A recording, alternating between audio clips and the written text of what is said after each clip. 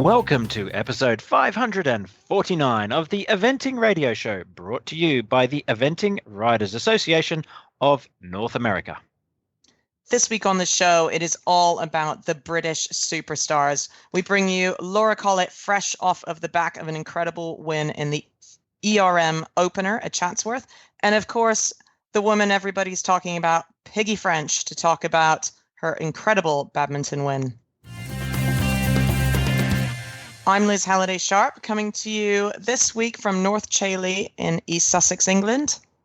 And I'm Paul Tapner, coming to you this week from Wiltshire in England. And you are listening to the Eventing Radio Show. So, Liz, you're jet-setting around the world as always. Can't decide whether you're an American living in the UK or an American living in America. All these horses, lots of travelling again, always? Yeah, no, it's been great. It actually was a little bit weird to not be competing from sort of Kentucky all the way until this last weekend, and I got so used to being so busy, and I love to be busy, but it's great to be back in England. We've been here nearly a month now, about 3 weeks, and we've got some nice new young horses in the yard, which is really exciting, and all of our horses traveled back great. They all had a little holiday because, of course, it becomes a very long season if they all compete in the early part of the year in America and they don't get a break. So we always give them a mid-season break. And yeah, they're all up and running. We're off to Little Downham tomorrow and then off to Germany next week. And we will see you there for the Event Rider Masters. So it's all getting busy again, which is great. That's how I like it. Leg 2 of the Event Rider Masters goes to Germany, Wiesbaden, and it is an all-star class. We've got Michael Young, we've got Ingrid Klimke, we've got Julia Krzyzewski, we've got Oliver Townend, Sarah Cohen trying to regain her Wiesbaden title, and of course Liz Halliday-Sharp. So, Liz, a podium position? Well, I hope so. I mean, I have to say, good old Blackie, Fernhill by night, it has been literally on the form of his life this year. He's 16, and everyone keeps saying he's like a fine wine because he's just hit his stride at 16. He won the Carolina International and was placed very highly at the Fork at Tryon, and also won the Aiken Showcase. So he has had a great start to his year. He doesn't run very much now, and we save him for these sort of events. So yeah, he's been out doing a bit of show jumping since we've been back, and he's feeling sassy and hopefully ready to run really fast and put on his dancing shoes when we get to Wiesbaden. Indeed, you need your dancing shoes for that first phase in front of the palace there. Have a nice little waltz in front of the palace, do some pointy toes in the dressage, get those good marks up. And then the most amazing, enormous grass arena for the show jumping with grandstands all around. I mean, it's hard to jump a clear round in a massive and atmospheric arena like Wiesbaden. It is. It's an incredible venue, isn't it? It's sort of in this park, and they lay down this dressage arena right in front of the palace, like you said, and then this fantastic big grass jumping arena where the time is really, really tight. They do build the course so that it tempts you into sort of going off into the distance in this gigantic arena. And then we gallop through this parkland, and it is crazy, the atmosphere, isn't it, Tappers? It's jammed in, the tightest strung course I think I've ever ridden, and you're absolutely flat out with thousands and thousands of people right up against the string, and I think it's absolutely brilliant. I loved it last year. I'm also bringing a fantastic young horse, my 8-year-old Cooley Quicksilver, who's been to Le Lyon twice, and he loves the people, he loves the atmosphere, he loves the crowds. So I'm hoping he is going to put on a stellar performance in the 4-star and earn himself a place at the Pan American Games. And that is our goal for him. So I've got 2 special horses going, and I just can't wait to get out there. Well, Liz, I'm just looking up the Event Rider Masters results from last year.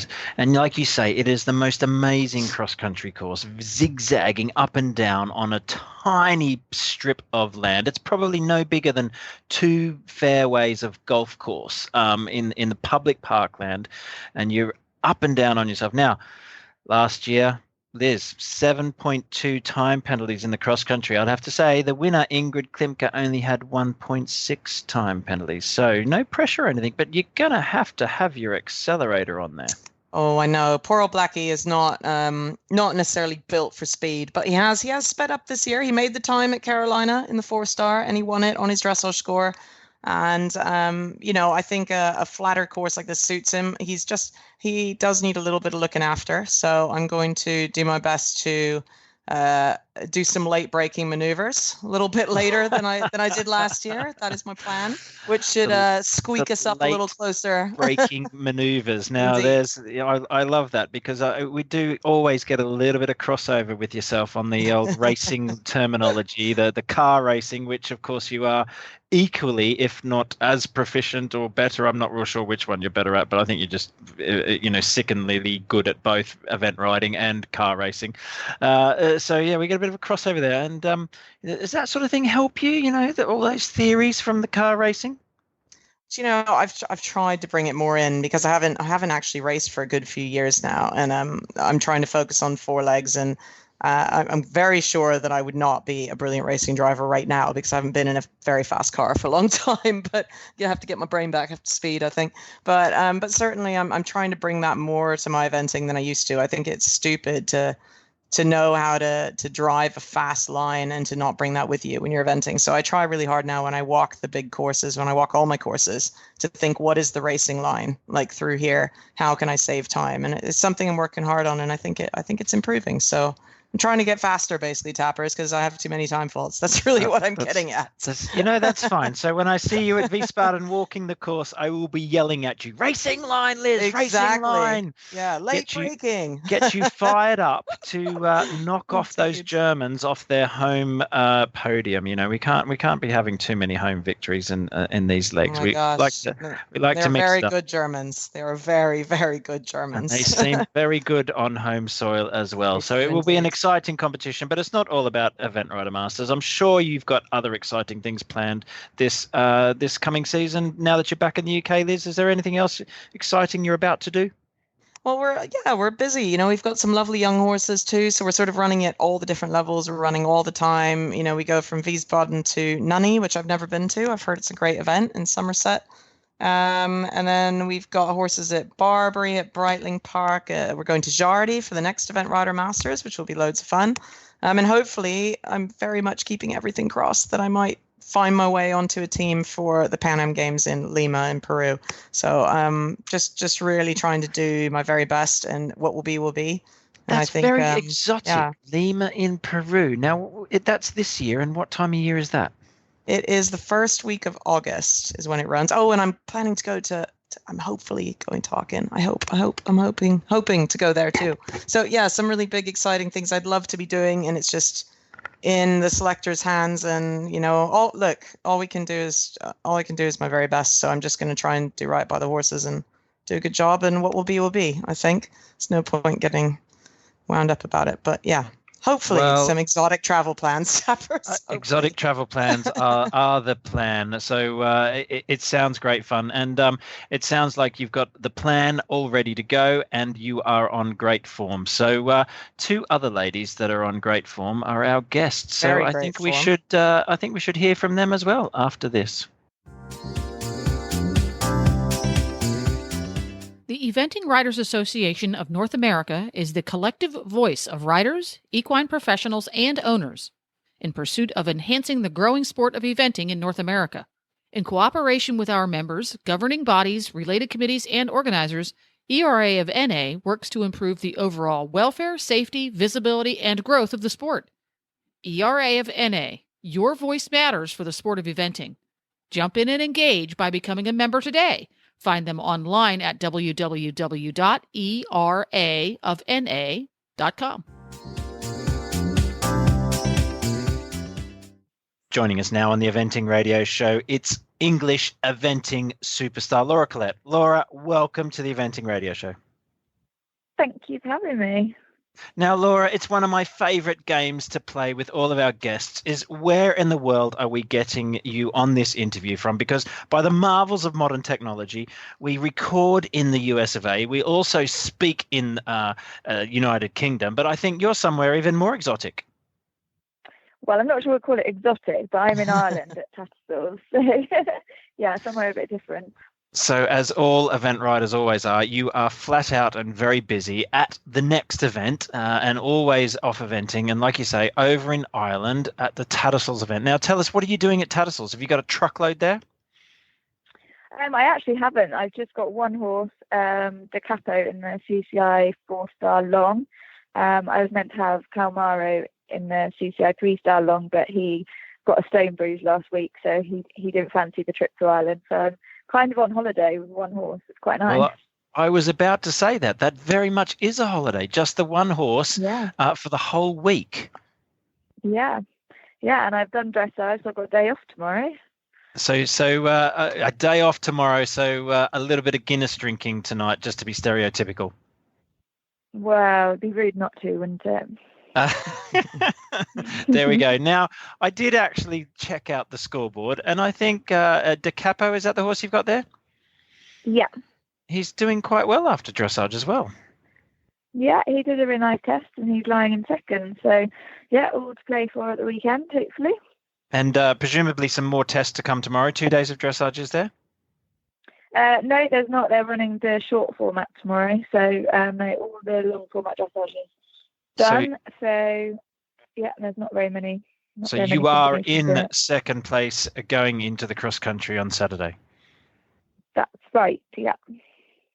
So De Capo is a really exciting young horse. You've got so many super horses right now. I mean, I have to say I have a horse crush on most of them. And he is a lovely horse by Diorado. I've been watching you ride him for a while. Tell us a little bit about him. Is this his first long format 4-star, or has he done one before? No, it's his first one. He stepped up to the old CIT 3-star level last year, but I just didn't feel that he was quite ready to do a long format at the end of the year. So he finished at Blenheim in the 8 and 9-year-old class, where he was third, and then I just wanted to give him a little bit longer to mature. And luckily, he feels this season like he's really stepped up and come on from last year. So yeah, we'll see what happens this weekend. But he's been a super consistent. He's so easy on the flat. He's very flashy. So the easy bits out of the way, and he's, touch wood, been a very good cross country horse. So looking forward to Saturday. And Laura, I mean, it must be a great feeling now. You've produced nearly all of your horses, I think, from a young age, and it's something I do a lot myself too. And you sort of start out thinking, oh gosh, this is going to take a while, and suddenly they all sort of hit 7, 8, 9, 10-year-olds, and you've got a whole bunch of great horses in a string that know you so well, and you know them inside and out. With London 52, of course, the winner at the ERM recently, and your wonderful horse, Mr. Bass. I mean, is that something that you always aim for with your horses, that you try and sort of source them very young? And do you have a specific place you like to go? Yeah, I really, really, really enjoy producing them from the beginning. It's sort of what I've always done, because I've never had the money to go out and buy a sort of ready-made horse. So I get an awful lot of satisfaction having produced them. And like you said, yeah, it takes a long time. You have to be patient, but when they get there, it's all your hard work, and I think you just build a real partnership with them. I know them inside out, and they know me inside out. So I just think it's that extra bit special to have come along with them the whole way. So yeah, at the moment, the Capo London and Mr. Bass I've had right from the beginning of their eventing careers. So it's sort of, I think it just makes it a little bit extra special. For sure. It certainly does make it extra special. And like you said yourself just then, Laura, you know each other inside and out. The horses know you, you know them. And I'd have to say the results on those 3 superstars you just mentioned are proving that. As Liz mentioned, a win in the opening leg of the 2019 Event Rider Master Series. I mean, no better way to start it. No, like London 52, he stepped up to CIC 3-star level last year, and sort of got thrown in at the deep end because he went to Arville just sort of as a fact-finding mission, and he ended up finishing second in the ERM leg. And I remember sat on the podium, and it came up on the big screen, the sort of series standings, and I was on top, and I thought, well, I have to kind of actually pay a bit more attention and try and take this a bit seriously. So he then went to Jardine and Blair and was fantastic. And I think, to be honest, it was probably the making of him having to be a big brave boy and go to those kind of competitions. They're just they're that little bit extra. They're amazing venues, and the cross country tracks have all been really challenging. So it was a great learning curve for him, and he seems to have come out even better this year. So roll on the rest of the season. And a fine way to start it, like you said, at Chatsworth, led from start to finish. Didn't manage to finish on the dressage score, but nobody was going to do that at Chatsworth this year. And Chatsworth time across country is always exceptionally difficult, although we have seen it smashed a few times in the Masters series. So, all three phases absolutely spot on, and just keep getting better. So, was that a great feeling to be leading the dressage and jumping clear at Chatsworth? Yeah, to be honest, Chatsworth really hasn't been my lucky event in the past. I led the ERM there after the dressage on Mr. Bass last year, and somehow managed to have a rail down on a horse that doesn't do knocking fences down. So it's sort of been a bit of a haunted place for me. So it's quite nice to get that out of the way and actually have a good result. But London was faultless. He's a phenomenal jumper, and as I said, he's come out this year a lot more confident cross country. He needed his hand holding last year. He had good results, but I felt like I really had to be there to look after him and show him the way, because he was very green, and he's a very insecure kind of horse. But he seems to have come on from last year and seems to be sort of taking control and thinking he knows best. So it's really nice, and that's what you get when you've had them from the beginning. You know them, and you can really feel the improvements, and the rider, it's just really satisfying. No, absolutely. I couldn't agree with you more there. And Laura, talk us through sort of what I mean, I suppose for all of our listeners, what it means being in this sport at this level. I'm just thinking of the incredible year that you've had. If we look at a whole annual year, you had a second place finish at Le Moulin last year with Mr. Bass. I suppose everyone, possibly yourself, thought perhaps you'd go to WEG. Then that must have been, you've gone from the biggest high to then maybe a low, and then to have him at Badminton and very sadly he's picked up a little injury, I understand, but then the next week you've got to just pull yourself together. You go to Chatsworth, you have an incredible win on London 52. I'm sure this is what we all experience at a high level, but just explain to us how you keep yourself pushing, where you can just come out, there's the ups and downs, but you find a way to just keep being professional and at the top of your game all the time. Well, yeah, it's definitely a roller coaster, an emotional roller coaster at that. And I'd say the team I have behind me, friends and family, and the girls at home, they keep me going. And the biggest thing for me is having horses like London 52 and De Capo and my young horses, they're what keep me going. It'd be a very different story. I'm not sure quite if I didn't have a horse like London the week after Badminton. Like, that was probably one of the lowest of lows. And also WEG for me, I felt I'd done enough, and I felt the horse had ticked every single box that he'd been asked to tick, and then to get the phone call that he was second reserve was kind of heartbreaking, because you set your whole year around trying to achieve that one goal of getting selected for the World Equestrian Games, and then you have that pulled away from you. And I was very, very fortunate that the same week that WEG was, I then had two amazing horses in London 52 and De Capo to go to Blenheim, the 89-year-old championships, and they finished first and third. So I've got straight away already got something else to focus on, and I think that's the key, is having something else to take your mind off the disappointments, because otherwise I think you dwell on it, and that's the same with having Chatsworth a week after Badminton. As hard as it was to pick myself back up after the heartbreak of Mr. Bass having an injury, I thought, well, come on, you've got a horse like London 52 to go to an event like Chatsworth for the Event Rider Masters, and I know how lucky I am to have that opportunity, and it would be stupid to throw it away. So it's you pick yourself up, and as much as we all know that there are ups and downs in eventing, sometimes you don't realise quite how far up you can go and quite how far down you can go, but you got to keep going, because then something like that happens at Chatsworth and you're back on the up. So it's it's one hell of a roller coaster anyway. Absolutely. And I think partly it's great when you can produce so many good horses, and to have them sort of peaking at different levels at the same time must really keep that feeling that you always know you have a good horse to go back and ride, and that needs to keep going.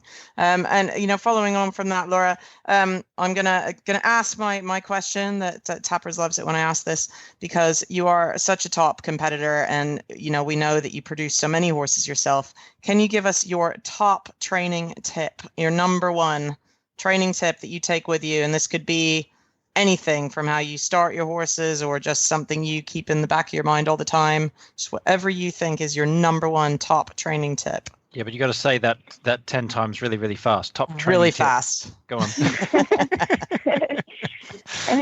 Yeah, I think it's for me personally, it's about having a clear goal and a plan and of how you're going to get to that goal. And I think probably the biggest thing that I've learned over the last 12 months would be to only focus on the things that are controllable to you. So that's where last year I made the error of making WEGs of my sole kind of focus, and that was out of my control because I'm not a selector. So I think now it's very much that I try and make a plan that I can control, and whatever else happens from that is a bonus. But all the way through with the young horses, I think it is really important to treat every horse as an individual, and not just think that what works for one horse and what route one horse went down to get to the top isn't going to work for every horse. So very much treat the horse, as an individual, and do what they need to do rather than what, you think worked last time will work again. That's fantastic. I think we got 2 squeezed in there. There was 2 top training tips. Yeah. So we've been extra spoilt there from you, Laura. And now we've talked very much about your top horses, and we mentioned that you have them from a young age as well. And I've noticed that, you're pretty successful in these youngsters as well. 3 wins at Pontypool, the dizzying heights of Pontypool. That was a good weekend, or a good day at the office. Yeah.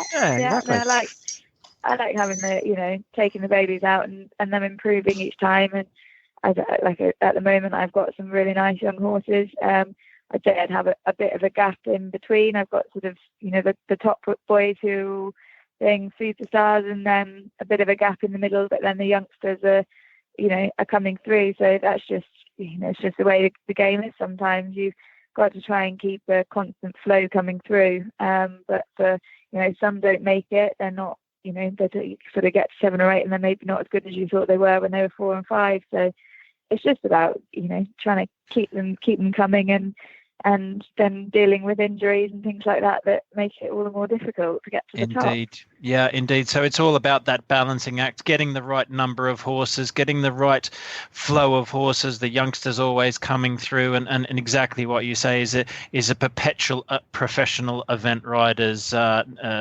aim. And so just quickly tell our listeners, how many horses do you have in your stables at the moment? What sort of quantity are you riding? We've got 15 event horses in. We always have a couple into schooling and things like that. I think we've got 18 or 19 in stables, but 15 competition horses for me. Wow, well, that is definitely busy enough, and actually a really good number. I think that's a number that you can still primarily ride them yourself and really put the work in the right way. Well, Laura, it's been really great talking to you, and I know you must have plenty to do up there at Tattersall's, but well, then in saying that again, you have 1 horse, so you are on holiday. Yeah. So you have got Guinness to go and drink, of course. But just before we say goodbye, can you let our listeners know how they can follow you on social media? Because I know you are very, very good on Twitter and anywhere else that you are, and what your handles are, so that everybody can stalk you appropriately. I think my Twitter account is @Collett Eventing. That's the same for my Instagram. Or my Instagram might be Laura Collett. I'm not sure. I'm not very good with the technology. But yeah, we try try and do lots of photos and updates and keep everyone who's interested, give them some things to watch and feel like they're part of the team. Perfect. Well, thank you so much, Laura, and I'm sure that you will have lots of new followers. We wish you the best of luck at Tattersalls and beyond. Thank you. Thank you very much. Thank you. Well, joining us now on the Eventing Radio Show is a woman that needs no introduction at the moment. It is the current eventing superstar that everybody is talking about, Piggy French. Welcome to the Eventing Radio Show. Evening. Welcome. Thanks for having me. Well, Piggy, it's been, wow, what an incredible year you've had so far. Not only winning Badminton, which was truly the icing on top of the cake, but a brilliant result at the Kentucky 5-star as well. And of course, many other great finishes this year, international wins. You must just be over the moon still. Are you still floating, or have you just come back down to earth? You come back to earth pretty quick, because it's always such hard work, isn't it? But you can never take away the amazing feeling that it was to come home, as Paul well knows as well. To think that you actually finally managed to win Badminton is just the best feeling ever. But yeah, it's crazy at the minute, and it's just I'm just incredibly lucky. And to be honest, it's just I'm just riding that wave, to be honest. It's just going my way. There's obviously someone looking down saying it's your time at the minute, so I'll enjoy it, because we all know with horses it quite quickly can go wrong, and sometimes the harder you try, the more it goes wrong. So I'm just very lucky and having a good time. Well, I mean, I think that's about as good as you could have ever said it. But I mean, of course, you have experienced the very highest highs and the lowest lows in eventing, of course. And it seems like it's been so many years where you've been knocking on the door of that big 5-star win, especially at Badminton. And do you feel that sort of all the ups and downs you've had, have they made you push stronger, or just find the right niche now? I know you've had to sit down and think about how you do things with your horses, everything. Just talk us through that. Yeah, I mean, to be honest, I think I've always been as hungry as competitive all the way along. Obviously, just after, as we all know, when you have a bad time, you get very frustrated. You fall out of love with the game that you were brought up loving and really wanting to do well in, and circumstances, it's a business, it's a lifestyle, it's a job, it's everything. And there was quite a period of my life that I didn't have any top horses, or I just had young ones coming through, or anything that looked that was any good, I had to sell it, because it's your business or where you were at that time. And I think, to be honest, I've always had the same drive, but the people around me have changed, and been very positive, good people around myself. And I've just been lucky enough after, when my dad and Michael Underwood stopped supporting me, they were my main supporters after London.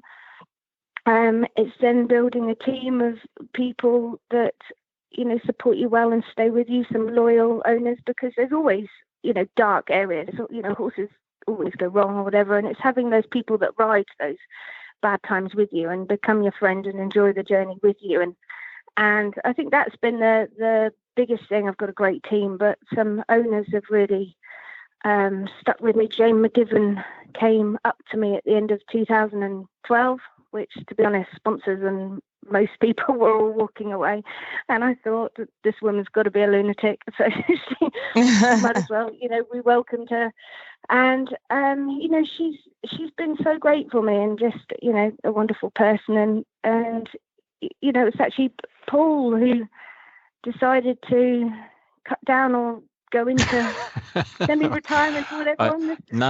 I'm well and truly retired now, Piggy. This is my first year where I am not even a British eventing member, and I will not do a single British eventing event this year. So I am well and truly retired. And I certainly, I mean, very nice of you to mention me there, Piggy, but I certainly haven't been standing by you since 2012. That's not the case. But you do, in fact, have two horses that I did ride previous to my retirement. And Yes. I've just noticed that the younger of the two has also just won an international. He's won Rockingham recently, and that's okay, he wasn't in the international class, but he was at the international, at the Rockingham International. You had a win on him as well, so that's pretty impressive. And you know, the other horse that I gave you, well, I didn't personally give it to you, but I gave the ride on, was that little mare that you happened to do quite well at Badminton on. So that I'm pretty impressed there, Piggy. You've done really well. I know. Well, thank you. You know, do you know what? To get a 4-star horse, 5-star, whatever we call it now, come back your way, or you be asked to ride when, you know, so much hard work, so many years, you know, so much goes into even trying to get them up to the level, let alone have them, you know, good at that level and confident. And I was very aware, because I started Veneer Chimera as a very young horse. I think in 2012, to be honest. I was about to say that. Yeah, it was probably about that time where things were going both right and wrong for you. Yeah, exactly. And I did her first few hundreds on her. I mean, she was always brave and she was always fast, but, you know, changing yards and having to downsize by a lot of various situations. I mean, she spent time with you and Izzy, and I remember the conversation with you, Paul, where I was like, you know, you were giving up and having her back, and I was like, does she really jump round 4-star 550? And you're like, the yes, 4-year-old, like, the 4-year-old, you remembered you didn't quite believe me that it was going to go around Badminton and Burley, and I said, no, Piggy, this horse is a proper Badminton Burley horse. You need to ride this horse, and I'm exceptionally happy that you took my advice, because not many other event riders ever take my advice, let's be honest. And you took the horse back, because, like you say, she's got an amazing story, Veneer Chimera. So she started with yourself. She then went to a couple of other, you know, all very, very good riders in terms of Izzy Taylor and briefly Kitty King as well, before she ended up with me. And I was lucky enough to gel with her and take her up to I did a Badminton and a Burley on her, and I have to say, one of my favourite photos of Badminton of myself is of that horse over the Vicarage V fence when it was in its old classic style. So, you know, a proper cross country horse that thankfully I didn't have to convince you too much to take back. You did believe me, and the results of you've gelled with her again, like you did at the start. So she's had an interesting career, Veneer Chimera, but I suspect that with you, she might be, you know, finishing her career. I don't think she's going to go to a different rider now that you've had this amazing success. One would hope not. Exactly. No, she's a funny little thing, though, isn't she? I mean, you can't knock it from her. I mean, she's all heart, isn't she? But just trying to get her to peak at the right time and feel. I mean, she's always been so brave, hasn't she? And loves to run fast. But you know, the other phases, I've sort of felt that we work fairly hard. But she's just a trier, isn't she? She when you get it all right, she wants to do the job, which is most of our battle, really, isn't it? Indeed, yes. It's all about they have to want to do it for you, and I think I've heard you in one of the many thousands of interviews you've had to give, Piggy, after your Badminton success, where you said that, you know, Veneer Chimera is everything that is good about a mare and everything that is bad about a mare stereotypically rolled into one. She is, you know, of any stereotype of a mare that is good and of any stereotype of a mare that is bad, she's got them all. Absolutely. And I think I said in one of the interviews, she's a pain 362 days a year and just great for a day at Badminton or Burley. And I then received a text message from, it must have been her breeder, to say her mother was a pain 365 days a year and the grandmother was even worse. But no, she's a star in my eyes anyway. She owes me absolutely nothing, obviously. And it must be a great feeling, because obviously I have not had the pleasure of riding her, which I think I'd like to, but then you've sort of half sold it to me and half not. But she's not an easy ride, is she? She sort of likes to go in her own way, and I think all good mares are like that. I love a good mare, because if they really fight for you, they'll fight for you forever, won't they? But just explain that to us a bit, because I know she's very brave, but she does have a very specific way of going, doesn't she? And I think, correct me if I'm wrong, but I think you've had to sort of figure her out a bit and adapt your riding a little to that too. And I'm sure both of you had to. Yeah, absolutely. I mean, she runs quite downhill, and she feels very downhill to sit on. She's very scopy when she has to be, but when she doesn't have to be, she feels not so scopy. Like I think I've said plenty of times, you go around an OI and it feels pretty normal, to be honest. But you come to be polite. But you come out of the start box to Burley or Badminton, and the fences are 3 times the size, and suddenly you get some feel. And I think it was the first year I took her to Bramham, having not done that much, and she runs very downhill, and I wasn't convinced totally about her. She's quite hot. She's not strong, but she really fights, and her balance is just not the easiest to stay with or just keep her balance, even though she wants to go and do the job. And I ran downhill fast to some very upright rails with something under it, and I thought, oh God, here we go, this is going to be horrid. And she did a brilliant job of it.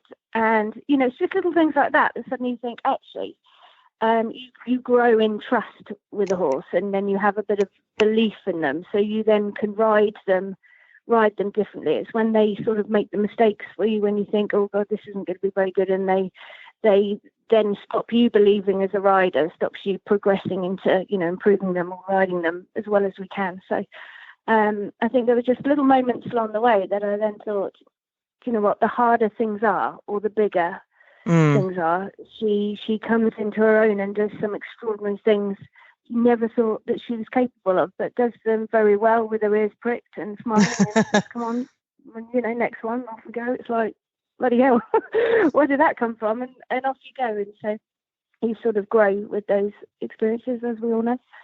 She's a proper fighter, it sounds like. And then, of course, we're talking so much about Badminton because it was the most extraordinary result. But you also, the week before, let's not forget, you came flying into Badminton from Kentucky, having just had an equally spectacular result. And I think a lot of people had you pipped for the win at Kentucky as well. And you were there with Corey Cross-Deco, who I'm sure is quite a different horse, a different sort of a ride.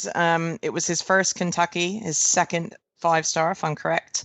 And I mean, I'm sure you were absolutely knackered first and foremost after you'd done the 2 events. But, I watched your cross country round, and I thought at Kentucky, and I thought you really rode an incredible round on a horse that maybe went a little bit green on you in places. But I thought it was spectacular. And then to finish the way you did at the end was just immaculate. So just tell us a little bit about him in comparison to Vanera Chimera, because I'm sure they're very different horses. Yeah, they're very different, and Red's a really cool horse. He is, probably one of my favourites of sitting on a horse and riding him. He's so balanced, he jumps beautifully. He's a really cool horse to ride. He's a bit like an overgrown pony, and the more you dare him and light him up, the better he is. And he's, we've had a bit of a journey together, and he's, I'm very proud of him, and he's just a lovely horse, to be honest, and I'm lucky to have him. But he was great in Kentucky. He definitely went a little bit green with the waters. I mean, it's quite an ordeal to go over there to do. They do the travelling and they do absolutely the quarantine. The weather's nuts. Yeah, it is completely bonkers. it's so nuts. It's like boiling hot. It's very cold. It's monsoon rain. It's just like, oh my word. And he's come a long way in the last year or so. And, he had a bad slip on the flats, just little things that just for the week just sort of took away as great as, what he sometimes can be. But I was just so proud of him that he dug deep, and we did did keep going. There was a couple of moments on the cross country course that if you're at home, you'd probably think, oh, this isn't going so well. Let's do another day. But I was like, we have flown all the way to America, mate. We're not sitting here till tomorrow night doing bugger all till our flights home. We're gonna try and get to the end.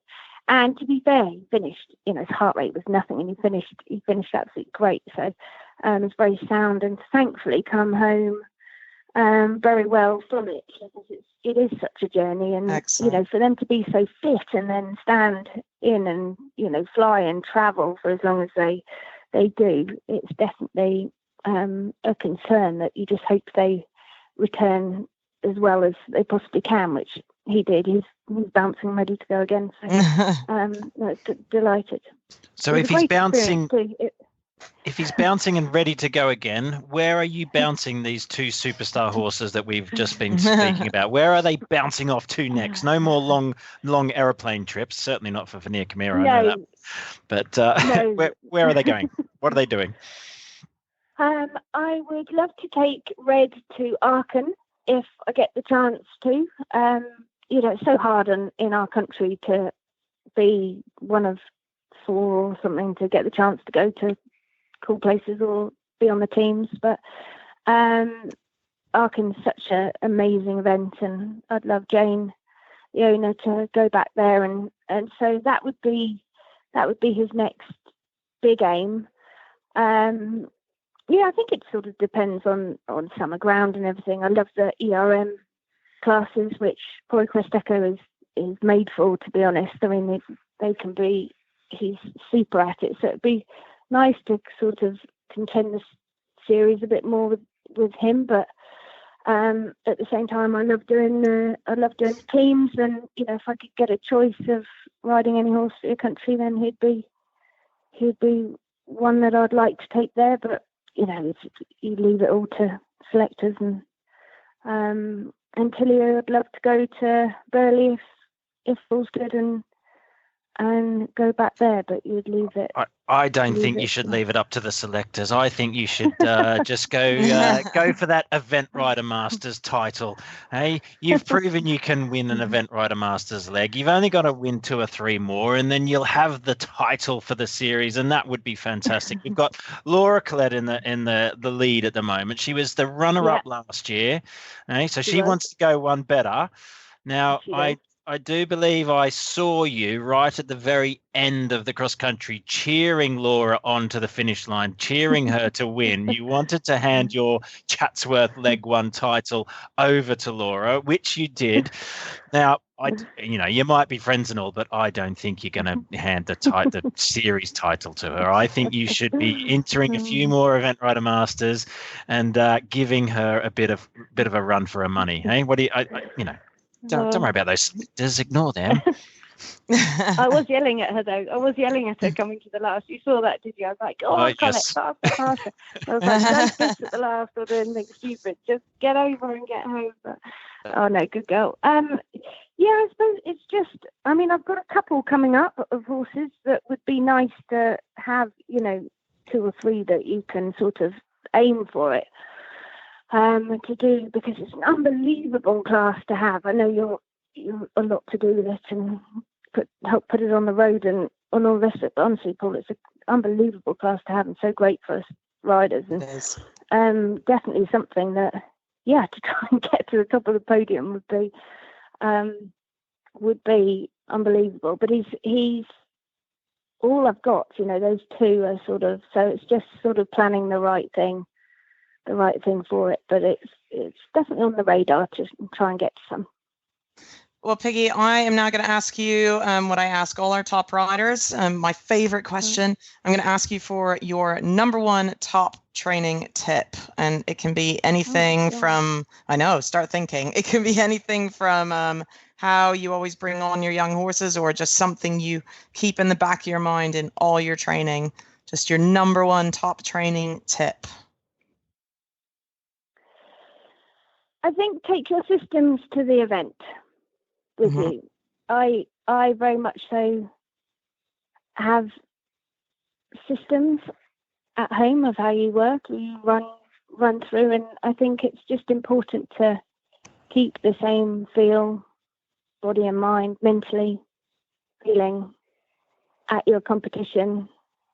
So keep it clear with your training. As you know, you obviously run faster at the event or something like that, but for a show jumping course at home, I would jump it hopefully pretty similar to what I would in the ring, and just keep horses trusting and believing in everything you do. So I think the system, keep a system for the event as you do it at home, and so your mind doesn't wander and you stay focused in your bubble of how you work and how things happen with your horse to take forward to the competition.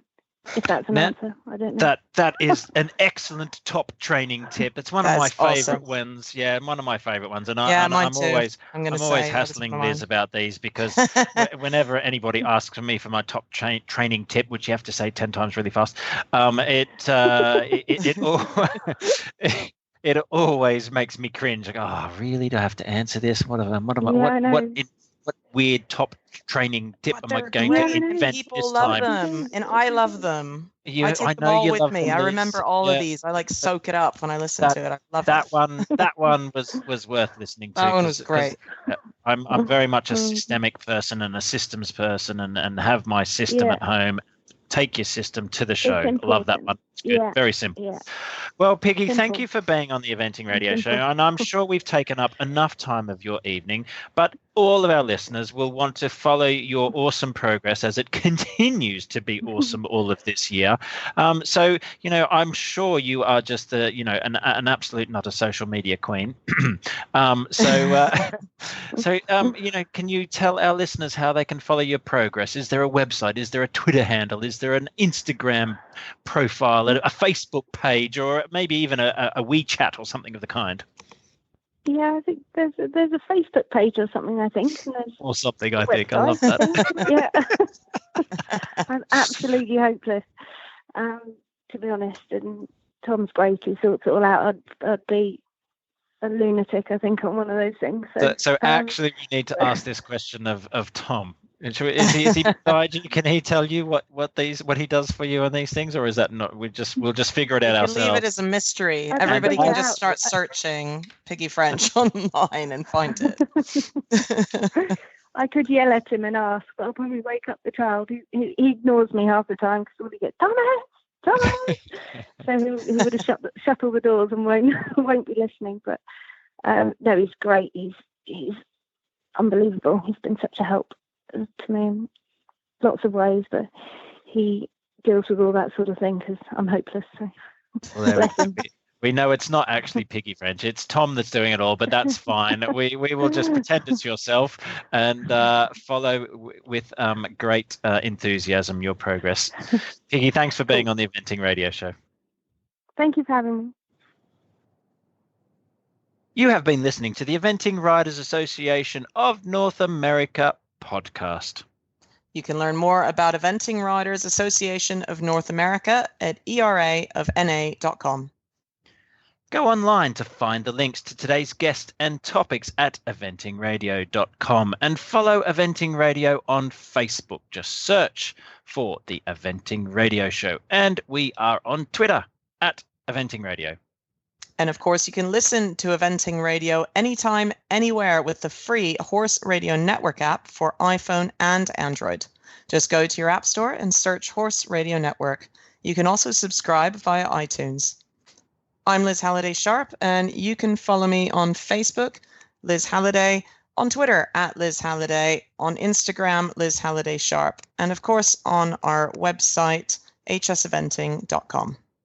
And I've been Tappers in Your Ears, and I'm also on Instagram, Facebook, Twitter, and the website. Just search for Tapner Eventing.